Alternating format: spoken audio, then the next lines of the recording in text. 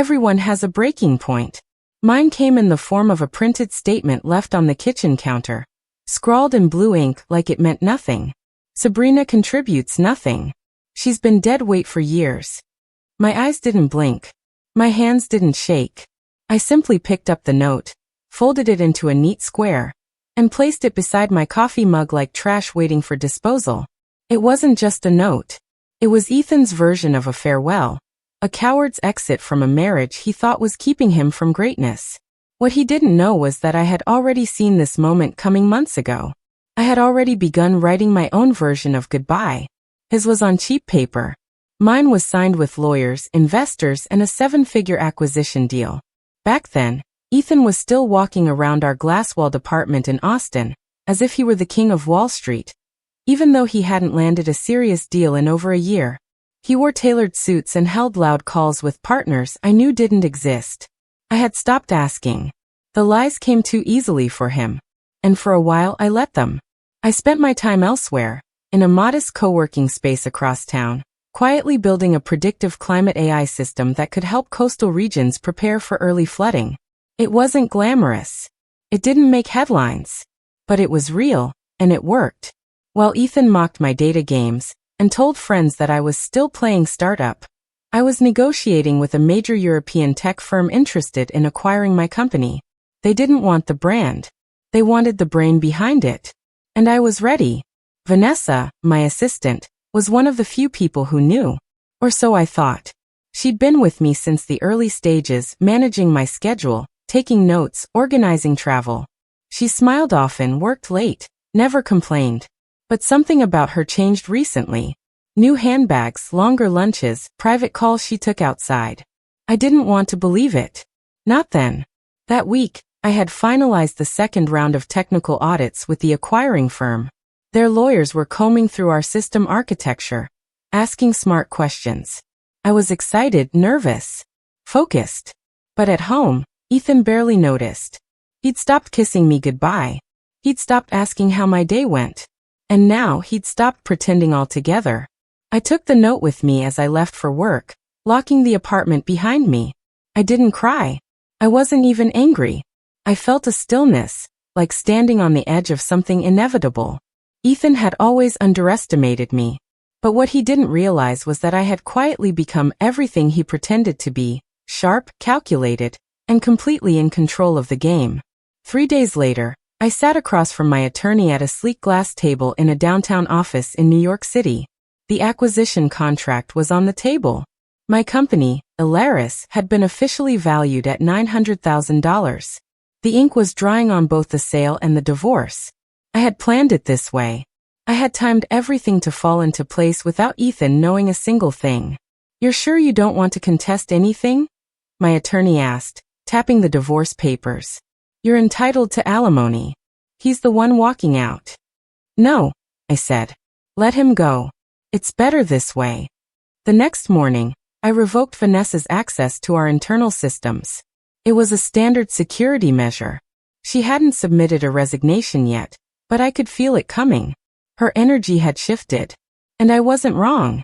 By lunch, I received her resignation email. "Pursuing an exciting opportunity," it read. I responded professionally. But my instincts were burning.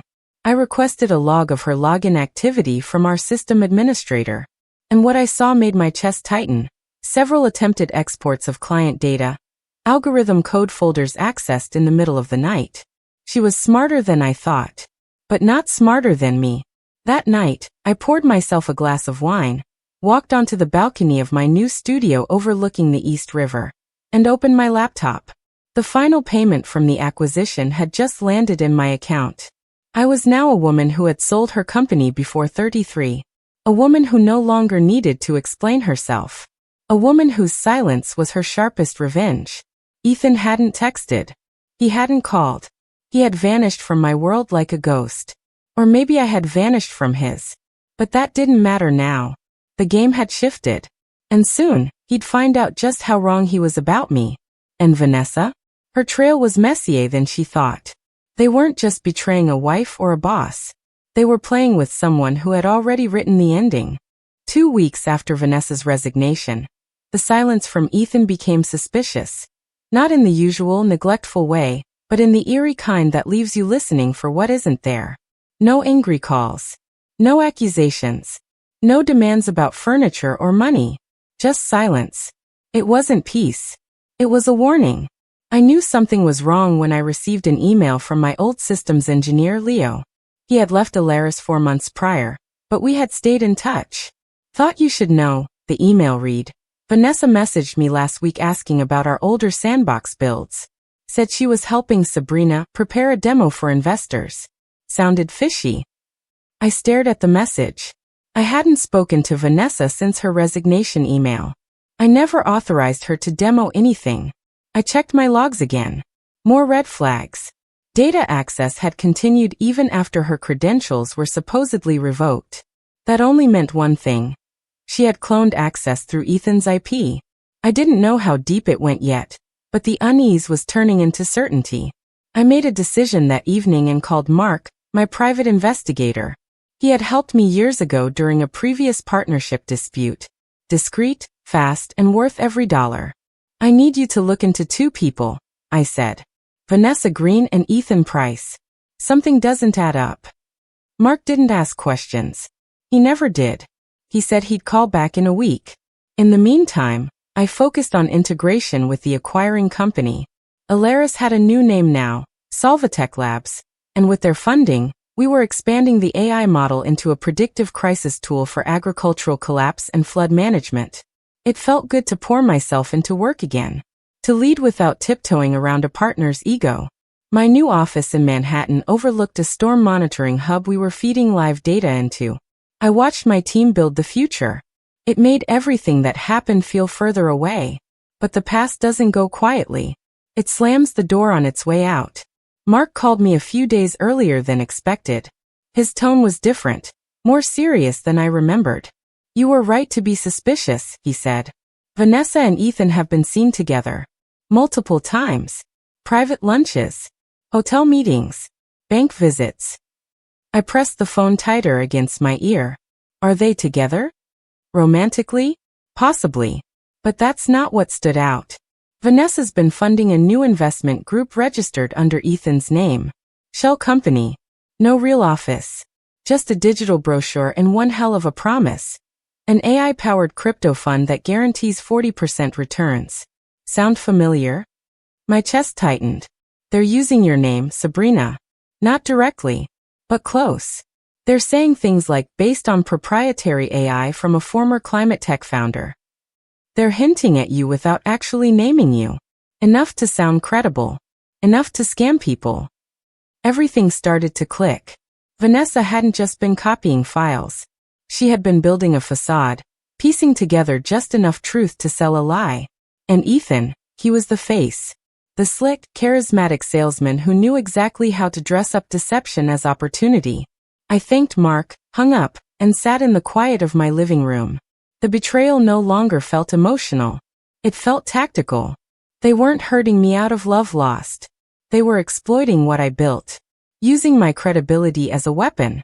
That's what stung the most. Not the lies, but the theft of value, of work, time, integrity.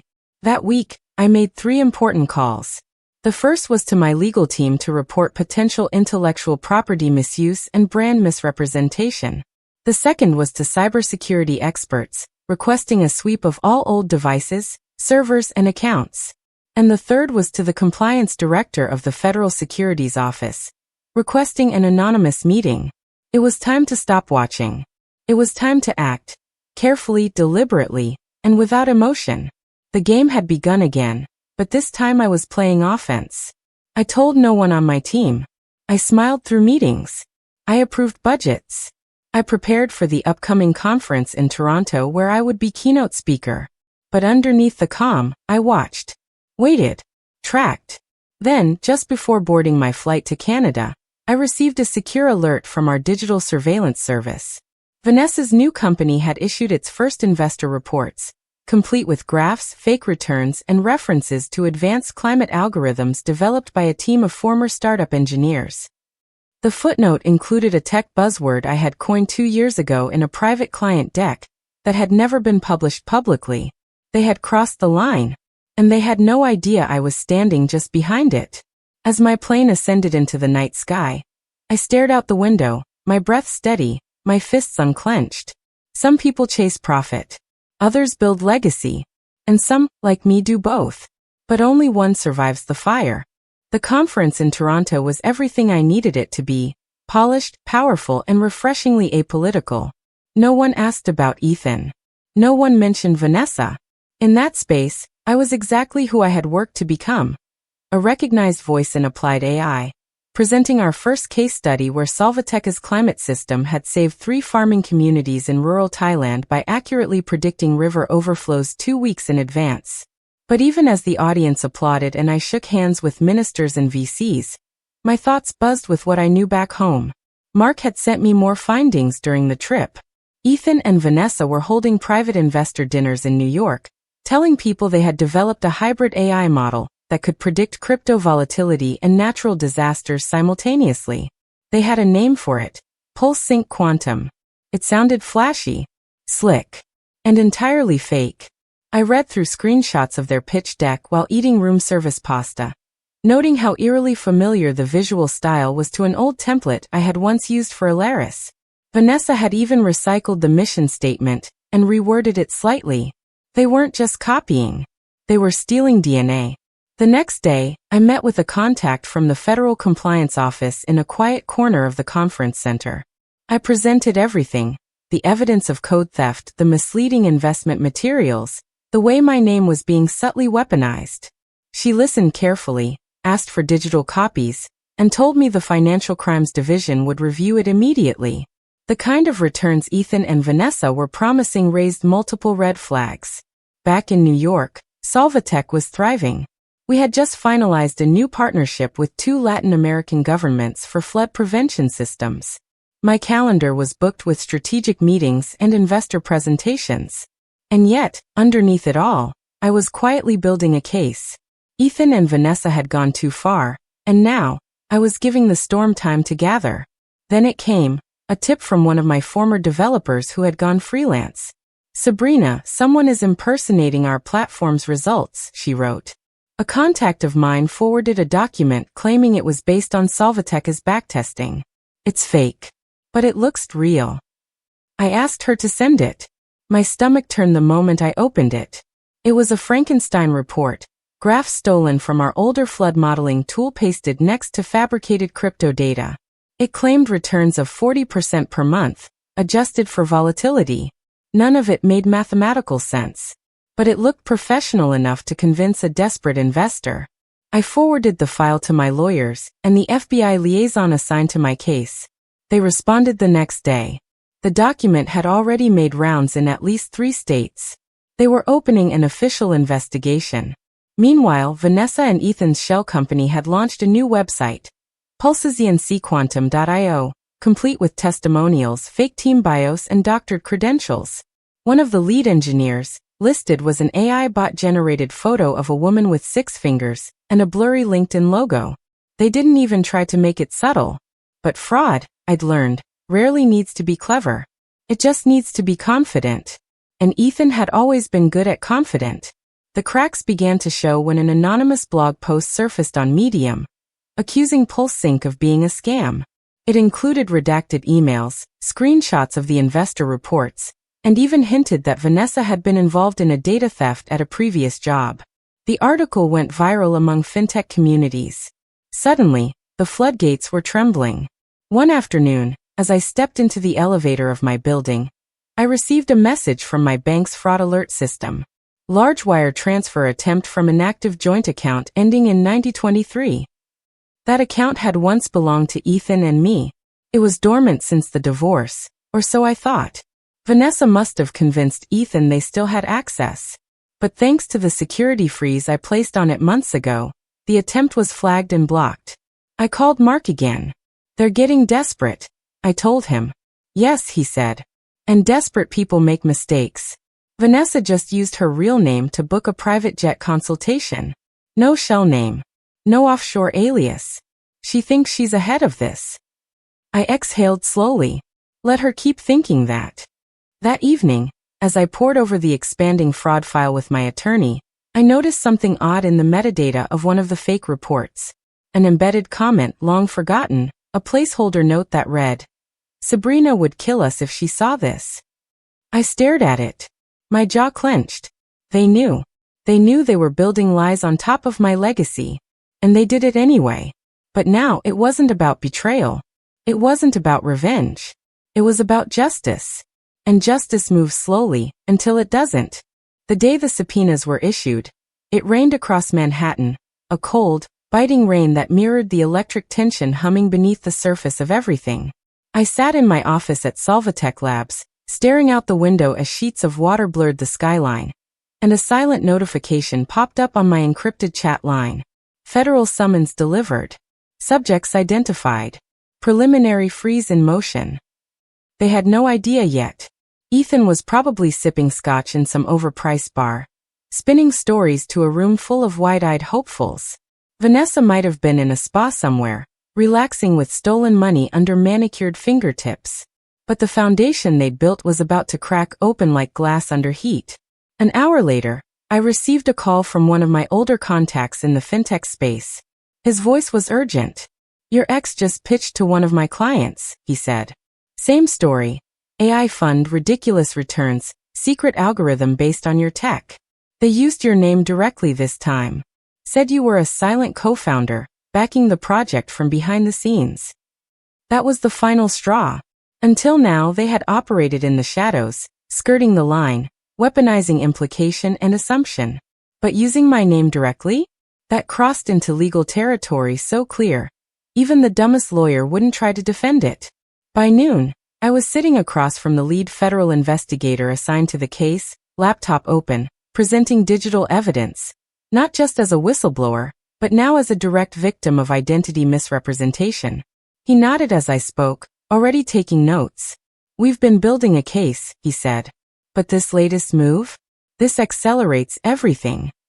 By the next morning, Pulse Sync Quantum's website was taken offline, replaced with a stark message.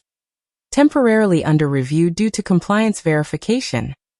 It wasn't from Ethan. It wasn't from Vanessa. It was from the servers being seized. But while the law moved forward, so did the fallout.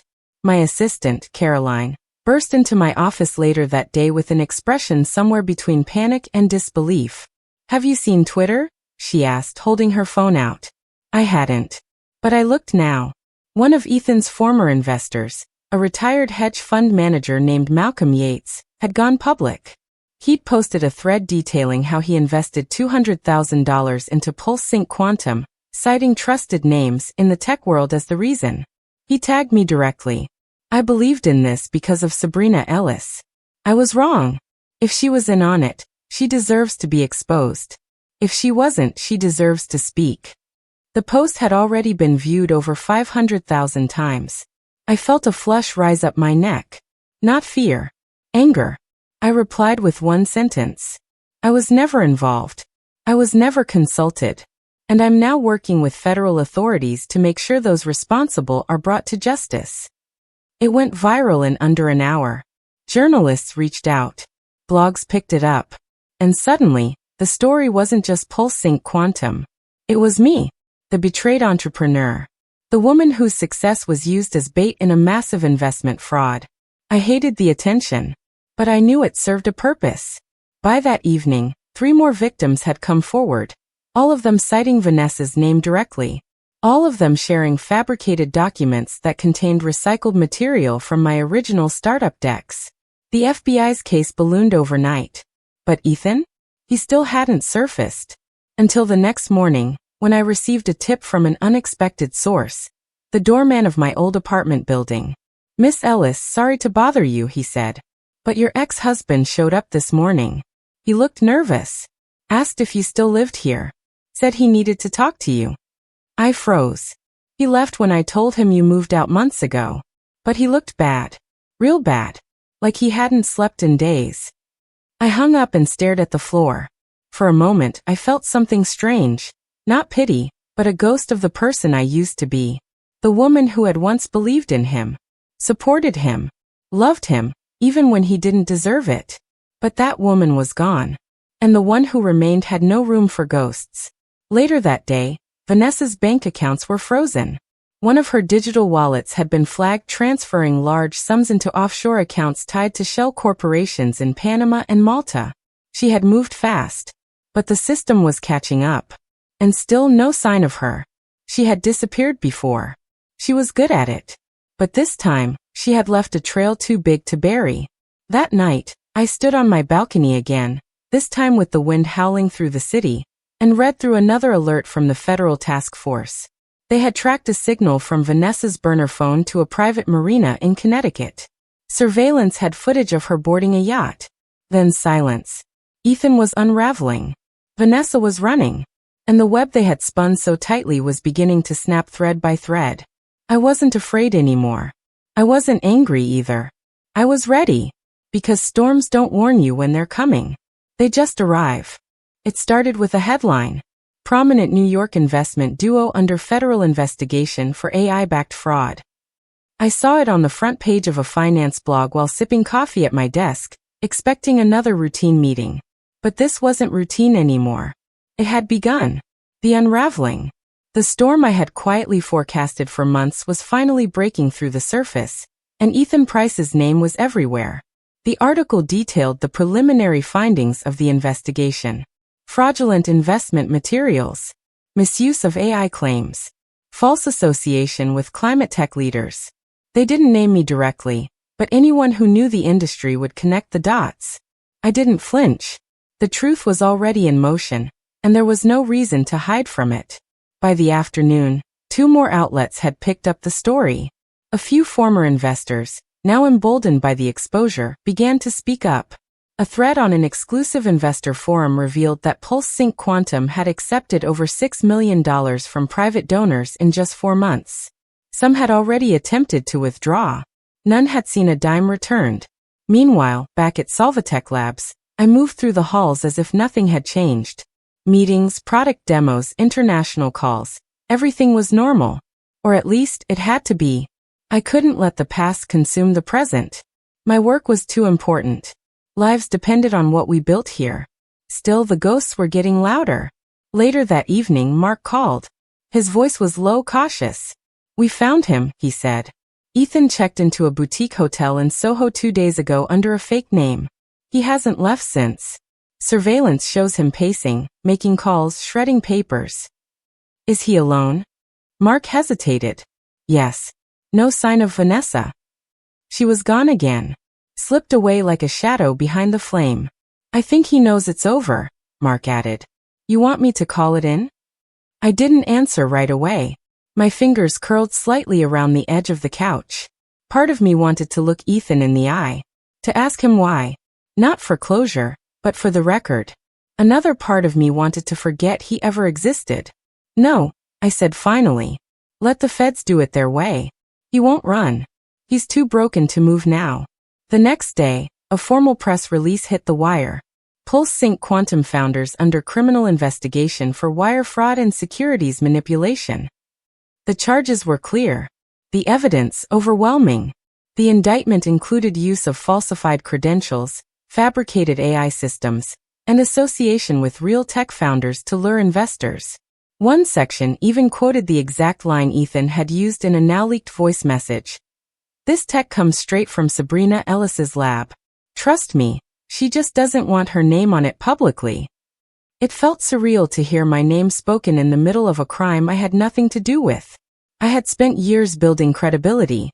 Not just for myself, but for the very concept of responsible AI. And now, that trust was being used as bait by someone who used to sleep beside me. I received dozens of messages that day. Friends, colleagues, strangers offering sympathy, outrage, solidarity. I responded to none of them. Not yet. I wasn't ready to be anyone's symbol. Not until it was over. At dusk, I received a notification from the federal liaison. Subject Ethan Price taken into custody at 7:43 p.m. No resistance. Confiscated devices and documents pending analysis. I stared at the message for a long time. No resistance. Of course not. Ethan had always folded when the stakes were real. His strength was performance. Charm, illusion, ego.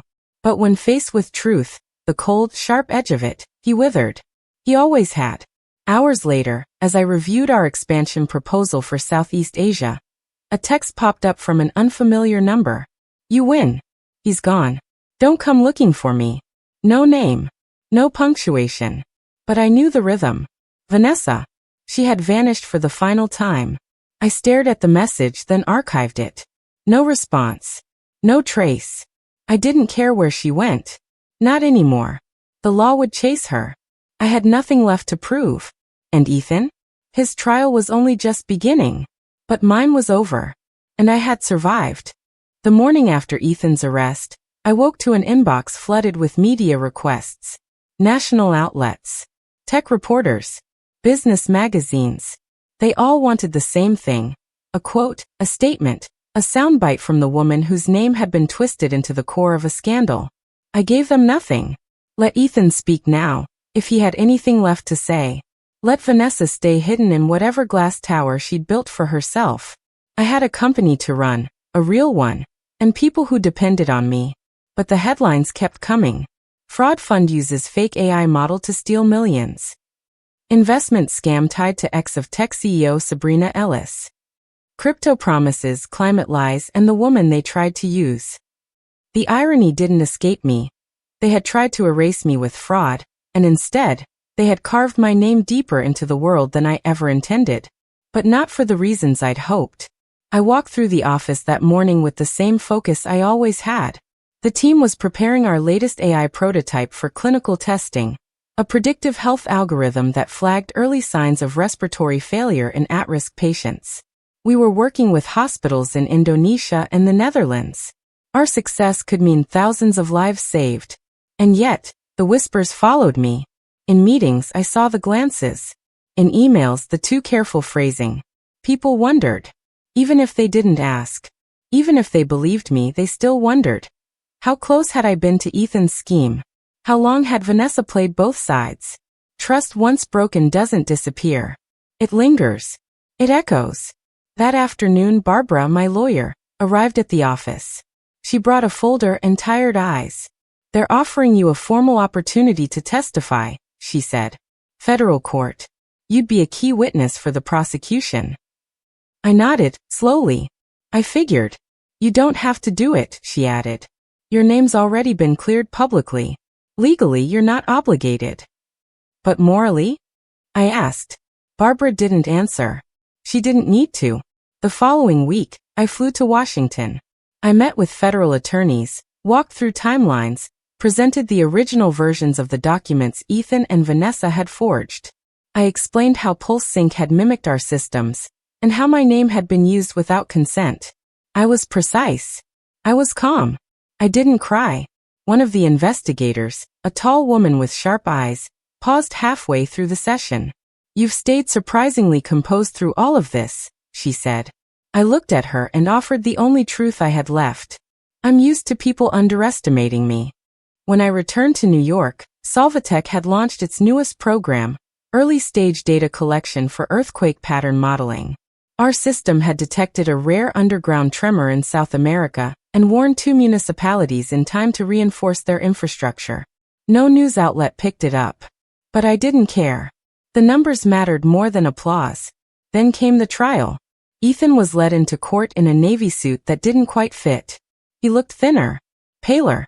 His hair wasn't slicked anymore, just flat and graying. I sat in the gallery, silent, as he avoided eye contact with everyone, especially me. The prosecution laid out everything. The false investment materials, the shell companies, the fabricated returns. They presented my testimony, Vanessa's emails, the altered files. And then they played a recording.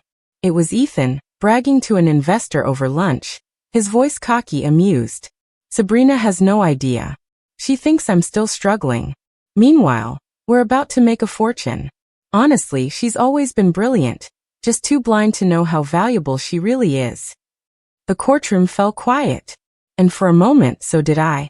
Not because of the betrayal. Not because of the arrogance.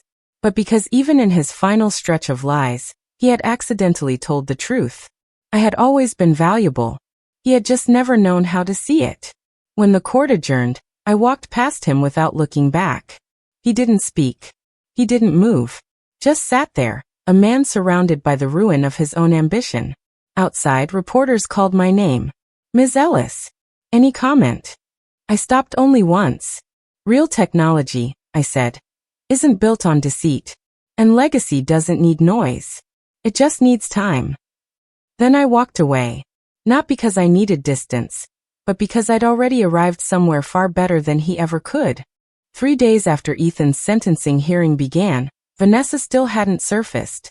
Her name was on every watch list. Her photos circulated across agencies and borders. But she was gone, like mist pulled back into the ocean. The FBI suspected she had changed identities, possibly undergone cosmetic alteration. But none of that mattered to me anymore. Not her face. Not her name. Just the echo she left behind. I sat in my Manhattan apartment late one evening, the lights of the city flickering below me. A half-finished report lay on my desk, open beside a glass of wine. I wasn't reading. I was remembering. There had been a time when I trusted Vanessa more than most. She'd brought me coffee when I worked through nights. Stayed late on weekends. She'd smiled when I closed my first funding round, cried when I shared my mother's obituary. And now I saw it all differently. Were the tears real? The loyalty? The friendship? Or was she always waiting for her turn? When Ethan first introduced her to some of his friends, calling her Sabrina's genius gatekeeper, I hadn't noticed the gleam in her eyes. But maybe she did. Maybe she saw the shape of power in proximity, and decided to wear it like perfume until it became her own. That same night, Mark called me again. I got a ping on a dormant crypto wallet. One of the accounts tied to Vanessa's shell company moved $50,000 to a private exchange in Singapore. Is it enough to track? We're trying. But she's 3 steps ahead. Every transaction leads to a dead end. I paused, tracing the rim of my glass with one finger. What if she never gets caught? Mark exhaled. Then she disappears. But the world has a way of catching up. People like her never stop running. And eventually they trip. I hung up, thinking about those words long after the call ended. Not out of hope, not out of vengeance, but out of reflection. Because Vanessa wasn't the kind of ghost that fades. She was the kind that leaves fingerprints on everything. The next day, I walked into Solvatech for a quarterly review. Our climate initiative in Southeast Asia had hit a breakthrough. Real-time satellite-linked AI systems now predicted typhoon trajectories with 91% accuracy. The results were already saving lives. I stood before the board, presenting impact data, economic models, disaster response statistics. I should have felt pride. I did. But beneath it was something else. The weight of a truth that didn't belong in slides or spreadsheets. This success had been hard-won. And it wasn't just the science. It was what we endured to get here. The stolen code. The fraud. The betrayal that nearly wrecked everything. Sabrina? One of the board members interrupted gently. You okay? I nodded and cleared my throat. Yes. Just thinking. I continued, my voice steady, my hand firm on the clicker. When the presentation ended, they applauded. Not just for the numbers, but I think, for the resilience. Later that night, I sat with Barbara at a quiet rooftop restaurant. We shared silence more than words. She understood what most people didn't. That victory doesn't always feel like fireworks. Sometimes it's just a slow exhale after months of holding your breath. They're wrapping Ethan's trial, she said. Sentencing will come in 2 weeks. I nodded, swirling the wine in my glass. And Vanessa? Barbara shook her head. No new sightings. But her assets are nearly gone. Frozen. The Cayman account's empty. The Malta line flagged. If she's smart, she's living quietly. If she's not, she'll try again, I finished. Barbara raised an eyebrow. You think she will? I nodded. People like Vanessa don't stop. They evolve. I didn't say it with fear. I said it with certainty. Because deep down, I knew that as long as I continued to rise, someone would always try to use my shadow as shelter. But next time, I'd be ready long before the first lie took shape. When I returned home that night, I found a small envelope under my door. No address. No markings. Inside was a single sheet of paper. You were always going to win. I just didn't want to watch it happen. No name. But I recognized the handwriting. It wasn't a threat. It wasn't an apology. It was the last echo of someone who once believed she could take what I built, and discovered too late that the foundation wasn't for sale. I burned the note in the sink, watched it curl, and turn to ash. And then I turned out the lights. There was nothing more to say. The courtroom was colder than I remembered. Rows of polished benches, the hum of fluorescent lights, the rhythmic tapping of a court clerk's keyboard. I sat near the back, wrapped in a black coat, not for fashion but for protection. Ethan sat ahead, shoulders stooped, wearing a wrinkled suit that once might have looked expensive. Now it simply looked borrowed from a life that had expired. The judge entered, a woman in her 60s with silver hair pulled into a knot, her eyes scanning the courtroom like a hawk searching for movement. The prosecutor stood and began reading the charges: wire fraud, securities fraud, conspiracy to commit financial crimes. Ethan didn't speak. He stared at the table in front of him, as if hoping it might swallow him whole. The court played another recording. Ethan, again, boasting to an investor over dinner. You want security? Sabrina built the core. We just scaled it. She's too ethical to get rich off it. I'm not. Laughter followed in the background. Ethan's voice had never sounded so hollow. When it was time for statements, Ethan stood, his hands trembling slightly. I lost track, he began. I thought I could manage it. I didn't mean to hurt anyone. He didn't mention me. Not once. He didn't say my name. Didn't acknowledge that the foundation of his con had been my work. My reputation. My story. That was the final insult. To pretend it all just happened, like a storm no one could predict. But I had predicted it. I had watched the clouds build. I had tracked every move, every lie. I had sounded the alarm. And now here he was. When the judge spoke, her voice was clear and absolute. Mr. Price, you operated a calculated, prolonged scheme, stealing from people who trusted you. You weaponized innovation. You exploited reputations. You shattered livelihoods. The court finds you guilty and sentences you to 12 years in federal prison. No gasps. No cries. Just silence. The kind of silence that lingers. I didn't stay to watch him be led away. I didn't need the image. I had the facts. And they were more than enough. Outside the courthouse, the world moved on. Cars honked. Reporters shouted. I kept walking. A clean line forward. By the time I reached my office, a bouquet of flowers sat on my desk from the Singapore team. A card tucked inside read, "Early warning model cleared for rollout. We did it." I smiled. Later that afternoon, I joined a video call with disaster response leaders in Indonesia. Our AI model had accurately predicted monsoon flooding in 3 provinces. Emergency crews had mobilized early. Shelters were in place. Lives had been saved. Not just in theory. In reality. This was the difference. This was the line Ethan could never cross. He sold illusions. I built solutions.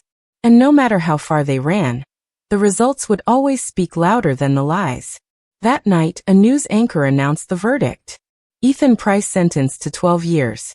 Sabrina Ellis, former wife and tech founder, declined to comment. I turned off the television. I didn't need to speak. My silence was no longer a shield. It was a boundary. The next morning, I received a request from Stanford University. They wanted me to deliver the commencement address for the graduating engineering class. I read the email twice before replying. Yes, I accepted. Not because I needed a stage, but because the next generation needed to know that resilience is not just a survival trait, it's a superpower. I began outlining the speech that night. Not a tale of betrayal, but of building something that no one could steal. Not love. Not integrity. Not purpose. Something only I could carry forward. The auditorium was full. Hundreds of graduates in crimson robes filled the rows. Their faces lit with ambition, and the kind of hope only people at the start of their journeys truly feel. I stood backstage, watching them, hands folded calmly in front of me, waiting for the cue. It had been 4 weeks since Ethan's sentencing. 3 months since Vanessa's trail went cold. 1 year since I signed the deal that changed my life. And now, I was about to speak to a room full of engineers, scientists, and entrepreneurs, some of whom had likely read about me in headlines they never imagined I'd be part of. The lights dimmed. A voice announced my name. I walked to the podium. The applause was loud but short, as if they didn't quite know what to expect. I smiled gently and looked across the sea of faces. So young. So unaware of what they would face in the real world. I didn't give them a fairy tale. I was once called dead weight, I began. By someone I loved. Someone who thought building quietly meant building nothing at all. A few heads tilted. A few eyes narrowed. I didn't correct him. I didn't argue. I built. And I let the world decide who was carrying what. I spoke for 20 minutes. I talked about innovation, the kind that's slow and frustrating and often unrewarded at first. I talked about resilience, about having your work stolen, your trust shattered, your story twisted. And then I talked about what you do after all of that. You get up. You build again. Not for revenge. For proof. Because the greatest proof of value is value that lasts. When I finished, the room was quiet for a moment. Then it erupted. Not just in claps, but in energy. Like they understood. Not just the words, but the cost of getting there. Backstage, a young woman approached me. Nervous, clutching her diploma. "Ms. Ellis," she said, her voice trembling. "I read about what happened to you. And I just wanted to say, I hope I can be like that one day. Strong. Clear." "You already are," I told her. "The rest is just time and scars." She laughed, tears shining in her eyes, and I knew. She wasn't the only one listening. Dozens, maybe hundreds of others in that room were carrying something. Doubt, fear, betrayal. And maybe now they had a different lens through which to see it. That evening, I returned to New York and stepped into our new Solvatech headquarters. 3 floors now, overlooking the East River. Our medical AI was in early trials across 10 hospitals. Our climate model had helped evacuate a village in the Philippines ahead of a landslide. Our reputation had fully recovered. In truth, it had never been stronger. I walked past my team, nodding as they worked, thinking about how far we'd come. Thinking about everything that hadn't destroyed us. In my office, a note waited on my desk from Caroline. Singapore team hit milestone. Predictive drought modeling cleared phase 2. Celebration dinner tomorrow. I smiled. Then I sat down, opened my laptop, and began drafting a new initiative, one that combined our disaster tech with local education programs. Real help. Not just tools but knowledge. Empowerment. Because the best thing you can give to a world that tried to take everything from you is something they can never steal. Impact. And legacy. And something that leaves no room for imitation. 1 year later, the world had moved on. Headlines had faded. Trials were over. Most of the investors scammed by Pulse Sync Quantum had recovered portions of their funds through asset seizures. Ethan was serving his sentence in a federal facility in Virginia. Vanessa, last seen boarding a yacht in Southeast Asia, had not been heard from since. Her face lived on in Interpol files and investigative reports, but to most people, she had become a footnote, a ghost stitched into a cautionary tale. But I was still here. And I was still building. Solvatech Labs now had over 200 employees across 4 countries. Our AI models had been implemented in regional hospitals, coastal disaster agencies, and agricultural zones across the globe. We weren't just predicting disasters. We were preventing them. Our work had saved lives, preserved crops, and helped governments plan smarter, faster, and more humanely. And yet, despite all the growth, I found myself drawn to smaller moments. A letter from a hospital administrator in Vietnam thanking us for helping them reduce emergency fatalities by 30% during typhoon season. A handwritten note from a teacher in rural Brazil who used our climate dashboard to teach her students about sustainability. A photo sent by a relief worker, a young girl standing safely on high ground with her family, hours before a landslide hit their village. These were the things that mattered. The things that couldn't be bought, stolen, or faked. One afternoon, as I sat in our rooftop conference room overlooking the skyline, Caroline stepped in. "There's a visitor downstairs," she said. "He says he knew you from before." I raised an eyebrow. "Name?" She hesitated, then handed me a card. Malcolm Yates. I remembered it immediately. The hedge fund investor who had once blamed me on social media for Pulsing's collapse. I hadn't seen or heard from him since the trial. Send him up. Minutes later, a tall man in a dark gray coat stepped in. His eyes were tired but clear. Ms. Ellis, he said. Thank you for seeing me. I nodded, gestured for him to sit. I owe you an apology, he began. I was angry. I lost more than money back then. I lost trust. And I lashed out at the only name I recognized. I understand, I said quietly. You weren't the only one. I know, he said. But I watched what you did after. You could have disappeared. You could have burned everything down. But instead, you built. You kept going. I said nothing. Just waited. I'm starting a foundation, he continued, to teach financial literacy and digital safety to young entrepreneurs, especially women. I'd like your input. Or, if you're willing, your mentorship. That surprised me. But it didn't anger me. Because redemption, like resilience, takes time and courage. I'll think about it, I said. He smiled, stood and shook my hand. After he left, I walked to the glass wall and stared out at the city. A storm was rolling in over the Hudson. Thick clouds, distant thunder. But I wasn't afraid of storms anymore. They came. They passed. And what mattered was what remained. I remained. With a company that mattered. A legacy that couldn't be faked. And a story that didn't need revenge to be complete. Only truth. That evening, as rain painted the windows, I opened a new file on my laptop. Project Origin. Empowering founders through crisis. It wasn't a product. Not yet. But maybe one day it would be. A toolkit. A guide. A lifeline. For the next woman who'd be called useless by someone who couldn't see her vision. Because storms will come. But so will the builders. And only one of them leaves something behind.